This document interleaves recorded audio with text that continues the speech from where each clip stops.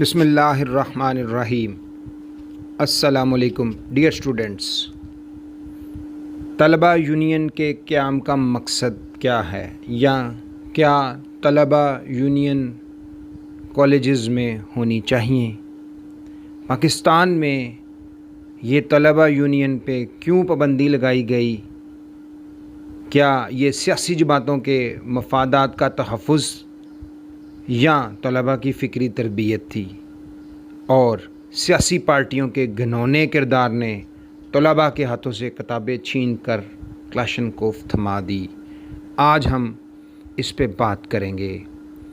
دکھ اور افسوس سے ہم قیام پاکستان کے وقت سے بات کریں گے، جب ہمیں ایک لٹا پٹا ملک ملا اور لوگوں کی اکثریت معاشی ابتری کا شکار تھی۔ افسوس، آج 73 سال بعد بھی عام آدمی کے زندگی کے دکھوں کا مداوع نہ ہو سکا۔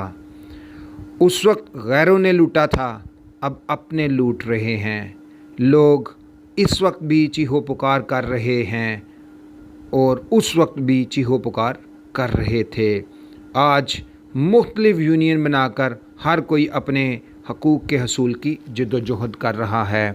بنیادی طور پہ کہا جاتا ہے کہ سب سے پہلے شکایت پیدا ہوتی ہے۔ ہمارے عوام پاکستان کو ریاست پاکستان سے شکایت پیدا ہوئی۔ یہ شکایت جو ہے یہ چغلیوں میں، غیبت میں ڈھل گئی۔ لوگ گھر بیٹھ کے اس کے اوپر بات چیت کرتے ہیں۔ یہی غیبت جو ہے یہ اس کو ایڈریس نہیں کیا گیا۔ جب آپ شکایت پیدا ہو جائے، اس کو ایڈریس نہ کریں، اس کا ازالہ نہ کریں تو وہ غیبت میں ڈل جاتی ہے، اور جب آپ غیبت پر بھی آپ کان نہ دھریں تو غیبت جو ہے وہ اناد میں منتقل ہو جاتی ہے، اور اناد جتھے داری میں، اور جتھے داری جو ہیں وہ فساد برپا کر دیتے ہیں۔ یہی وجہ ہے کہ آج پاکستان میں انجمن والدین، تنظیم اساتذہ، طلباء تنظیمیں، محنت کشوں کی یونینیں، تاجروں اور صنعت کاروں کے چیمبرز، ریٹائرڈ فوجیوں کی تنظیمیں، وکیلوں اور ڈاکٹروں کی ایسوسی ایشنز، صحافیوں کی یونینز، ادبی فورمز اور دیگر تنظیمیں، خواتین کی تنظیمیں، غرض ہر شعبے اور ہر جنس کے لوگوں کی یونین موجود ہیں جو اپنے احتسال کے خلاف برسر پیکار ہیں۔ لیکن ان میں طلباء یونین بھی ہیں، لیکن طلباء یونین کا ہمیشہ سے دیگر تمام یونین میں ایک بڑا واضح فرق رہا ہے کہ یہ تنظیمیں کسی کے استعمال میں نہیں آتیں، بلکہ ان کا جو تھا ذاتی کوئی مفاد نہیں ہوتا، بلکہ انہوں نے اپنے وطن عزیز کے ارتقاء اور اس کی ترقی کے لیے کام کرنا ہوتا ہے۔ لیکن وقت اور حالات کے مطابق یہ جو ہماری طلباء تنظیمیں ہیں یہ بدل گئیں۔ یہ وہی طلباء تنظیمیں تھیں جنہیں تحریک پاکستان میں مثالی کردار ادا کیا۔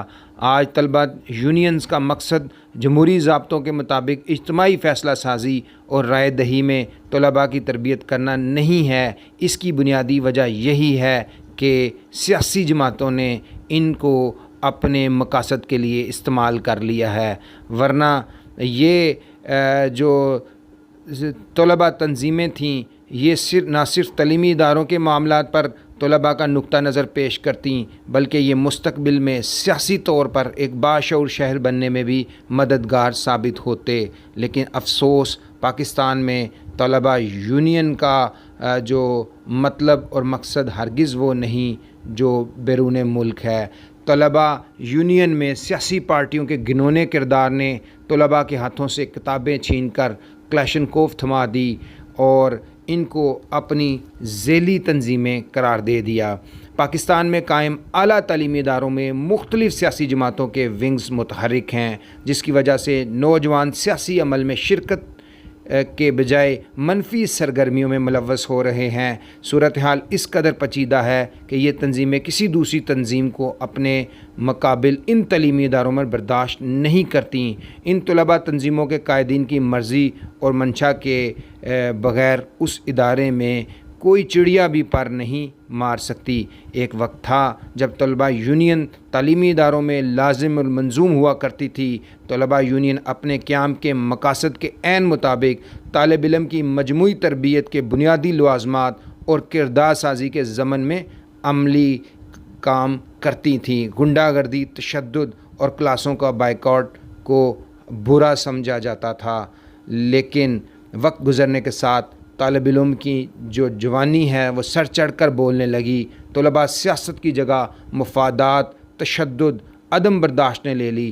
اس سے بڑھ کر المیہ یہ ہوا کہ ان گروپوں کی سرپرستی کرنے والی سیاسی جماعتوں کا عمل دخل بڑھتا گیا تو طلبہ تنظیموں نے بھی اختیارات کا ناجائز فائدہ اٹھانا شروع کر دیا۔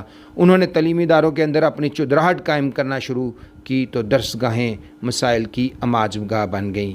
عزیز طلباء، پاکستان میں طلبہ یونین میں سب سے پہلے 28 فروری 1984 کو جنرل محمد ضیاء الحق کے دور میں پابندی لگائی گئی تھی، اور پھر 1988 میں بے نظیر بھٹو کی حکومت نے یہ پابندی ختم کی تو نواز شریف کے دور حکومت میں ایک دفعہ پھر پابندی لگا دی گئی۔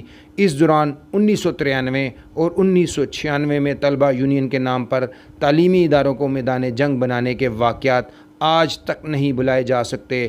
طلبہ یونین پر پابندی کے ذمہ دار طلبہ نہیں بلکہ سیاسی پارٹیاں ہیں، جن کے مذموم مقاصد کی تکمیل میں یونین کو استعمال کیا جاتا ہے، جس کی وجہ سے پاکستان میں جو تعلیمی نظام ہے اس کی جو خرابیاں ہیں وہ مزید گہری ہوتی جا رہی ہیں، اور یہی وجہ ہے کہ جو طلباء ہیں وہ عملی سیاست میں کردار ادا نہیں کر رہے، جس کی وجہ سے ہمیں مستقبل کے لیے سیاسی قیادت میسر نہیں۔ پوری دنیا میں جو یونین ہیں یہ مستقبل کی قیادت کی آبیاری کرتے ہیں۔ اب ہم بات کریں گے ترقی یافتہ ملک میں یہی جو اسٹوڈنٹ تنظیمیں ہیں یہ کیا کردار ادا کرتی ہیں، جو کہ پاکستان میں یہ نہیں کر پائیں۔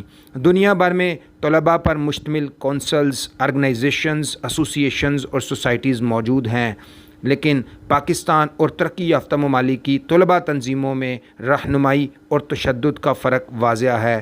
ترقی یافتہ ممالک میں اگر کوئی پرتشدد طلباء تنظیم تھی بھی تو آج اس کا نام و نشان نہیں ہے۔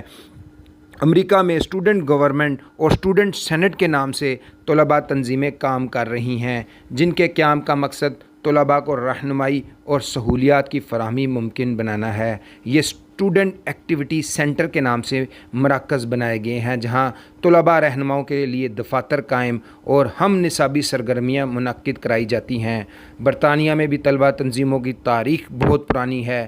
یہاں 1883 میں پہلی طلباء تنظیم یونیورسٹی کالج لندن یونین کے نام سے بنائی گئی۔ آج یہاں طلباء کی نمائندہ متعدد یونینز اور کونسلز موجود ہیں، جن کی اکثریت نیشنل یونین آف اسٹوڈنٹ سے الحاق شدہ ہے۔ یہ یونین طلباء کو احتجاج اور دھرنوں میں استعمال نہیں کرتیں، بلکہ طلباء کو نصابی اور ہم نصابی سرگرمیوں میں معاونت فراہم کرتی ہیں۔ چین، جس کو کہا جاتا ہے کہ یہاں پر بھی امریت ہے اور یہ کنٹرولڈ جمہوریت کے تحت اپنے لوگوں کو ریاست کے مفادات کے تابع تیار کرتی ہیں، لیکن چین میں بھی طلباء تنظیموں کو اسٹوڈنٹ ایسوسیشن کے نام سے منسوب کیا جاتا ہے، جو متعلقہ ادارے کی پالیسی کے مطابق مختلف پروگرامز میں طلباء کی طرف سے کردار ادا کرتی ہیں۔ چین کی طلباء تنظیمیں شمولیت ہر طالب علم کے لیے نہیں بلکہ ممبرشپ کے لیے طالب علم کا باقاعدہ ریکارڈ چیک کیا جاتا ہے، جس میں اس کی تعلیمی قابلیت اور ادارے میں حاضری کو سامنے رکھا جاتا ہے۔ آسٹریلیا کی تمام جامعات میں ایک یا ایک سے زیادہ طلباء آرگنائزیشن ہیں، لیکن قومی سطح پر national union of student of Australia تمام تنظیموں کی نمائندگی کرتی ہے۔ یہاں اسٹوڈنٹ یونینز کا مقصد طلباء کو campus, newspaper, arts, sports جیسے شعبہ جات میں معاونت فراہم کرتا ہے۔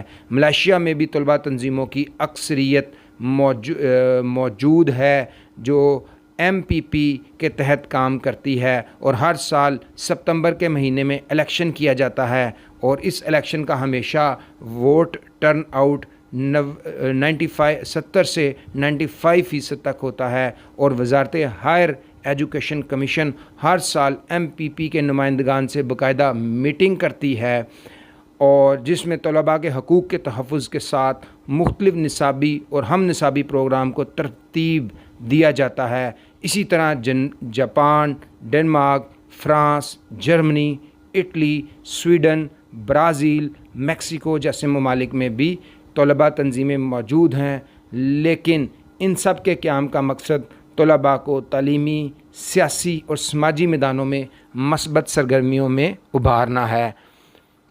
عزیز طلباء، بیرون ملک ترقی میں ان طلباء کا خصوصی کردار ہے، جیسا کہ تحریک پاکستان میں یہی جو طلباء تنظیمیں تھیں جنہوں نے علی گڑھ سے یہ تنظیمیں اٹھیں، اور اس کے علاوہ اسلامیہ کالج کی جو تنظیمیں تھیں، ان اسٹوڈنٹ تنظیموں نے قائد اعظم کے شانہ بشانہ بہت کام کیا، چندہ اکٹھا کیا، لوگوں کو موبلائز کیا، اور جہاں پہ آل انڈیا مسلم لیگ کے اجلاس ہوتے تھے، جلسے ہوتے تھے عوامی، ان کا انعقاد کرتے تھے، اور اپنی یونیورسٹیز کے اندر جو ڈبیٹنگ سوسائٹی تھی، جو ڈرامہ سوسائٹی تھی، یا ہم نصابی سرگرمیاں تھیں، ان میں بڑھ چڑھ کے حصہ لیتے تھے۔ اور جو سب سے بڑی بات یہ ہے کہ یہ طلباء کی مستقبل کے لیے جو قیادت کی فراہمی ہے، اس میں بھرپور کردار ادا کرتی تھی۔ آج پاکستان میں نہ بلدیاتی ادارے موجود ہیں اور نہ ہی ہماری وہ طلباء یونین موجود ہیں، باقی تمام یونینز موجود ہیں، لیکن طلباء یونین پر بین ہے۔ اور پچھلے دنوں میں ایک جو طلباء کی تنظیم تھی، جس کی بڑی بعد میں لے دے ہوئی، اور اس کے تحت انہوں نے جو نعرہ لگایا تھا لال لال والا، تو اس نعرے کو بنیاد بناتے ہوئے کہ یونیورسٹیوں میں طلباء تنظیموں کو بحال کیا جائے اور ان کو موقع دیا جائے، بالکل موقع دیا جائے، لیکن اس کے لیے قانون سازی کی جائے، اور اس قانون سازی کے اندر جو ہے وہ سیاسی جماعتوں کا عمل دخل بالکل ختم کر دیا جائے، اور غیر سنجیدہ طلباء کو اس میں شامل نہ ہونے دیا جائے، اور ایک منظم طریقے سے طلباء کو عملی سیاست میں فعال کیا جائے، تاکہ وہ اپنی تعلیم کو بھی مکمل کریں اور آنے والی مستقبل کی سیاست میں بڑھ چڑھ کر حصہ لیں۔ یہی پاکستان کی بقا ہے، یہی پاکستان کا مستقبل ہے۔ Thank you very much. السلام علیکم۔